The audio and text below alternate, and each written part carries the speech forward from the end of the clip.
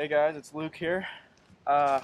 So just to kind of start out, I'm doing my presentation, my multimodal presentation, kind of in a real life scenario right now. So that's kind of why I'm outside sitting on this, I don't know, trailer. It's whatever.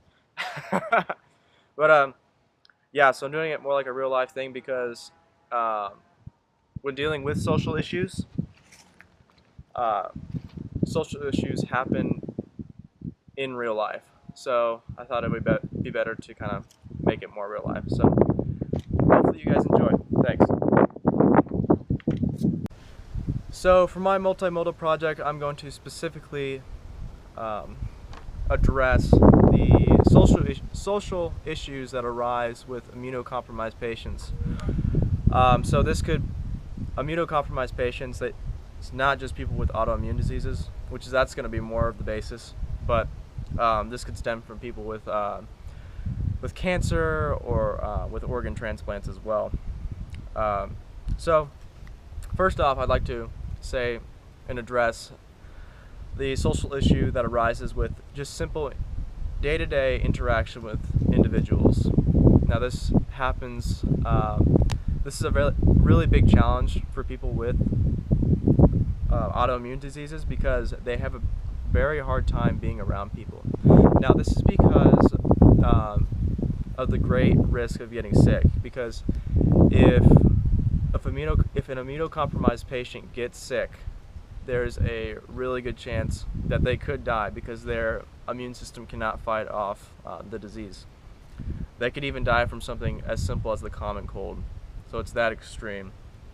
So I'm sure you've ran into people that are kind of reclusive and stuff like that, but I don't know, not until what happened to my dad, I never really stopped to think about, well, maybe that person has an illness of some sort. And most of the time, you know what, I'd say most of the time that's probably the case. Autoimmune diseases are so common nowadays. It's insane. So it's not that that person doesn't want to talk to you, that person doesn't want to get sick, if that makes sense.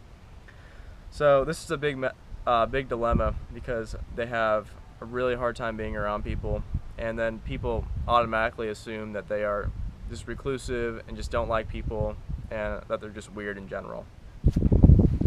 Now secondly, I'd like to address the level of judgment and the level of judgment that these people face, and how people think that they can understand the scenario or this situation. Now, getting more into other people trying to understand the situation. When people come up to me, like, let's say my dad, for instance, who has an autoimmune disease, like most of you know, when someone comes up to him and my dad is trying to be like polite, but he has to like stay back, because he doesn't want to get sick, because he doesn't know if that guy's got a cold or something. Immediately the guy he's talking to will see that there is an issue and immediately assume that he is just weird, or he has some kind of like social problem with him. That is not the case, obviously. He's just trying to stay away from that person, not to be mean. He's just trying to protect himself, which people, it's not their fault. They just see that as a disrespect to them. Even after my dad or anyone else will try to explain it, they will act like they understand by saying something like this. This is a kind of a common expression. When a door closes, a window will open. Well, for people with autoimmune diseases, the window that opens is on more like the 12th floor. So there's no escape. And the only escape is death, basically. Sorry, I tried not to put it as morbid as that, but that's what it is. It's basically jumping out that 12th floor window. So these are just some things that happen, and with that, since people cannot understand, they're quick to judge and just assume that there's just something wrong with that person. So to kind of conclude, and this includes myself too, because I'm healthy. I do not have an autoimmune disease. I do have a family member, my dad, who does have one, so I have lived with it for years and seen the effects. So myself included, we shouldn't be quick to judge people with autoimmune diseases or just any sickness in general, because it's not their fault. No one wants to get sick. No one wants to be ill like that.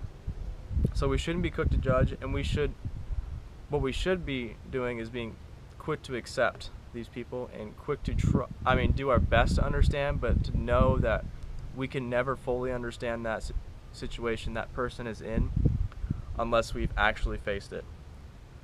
So we should be careful with what we say, especially like stuff like I just said with the 12th floor thing, because us as healthy people, we cannot understand unless we've lived with it. So I hope you guys have enjoyed the video. It's kind of short and sweet, but I thought it would be kind of important to show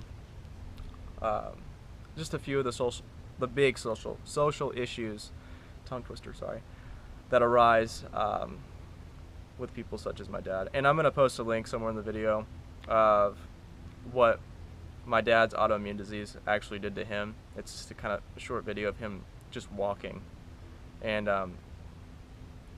if you don't like the video, you don't have to watch it as I play it in class, because it is kind of sad. So I hope you guys like the video, and peace.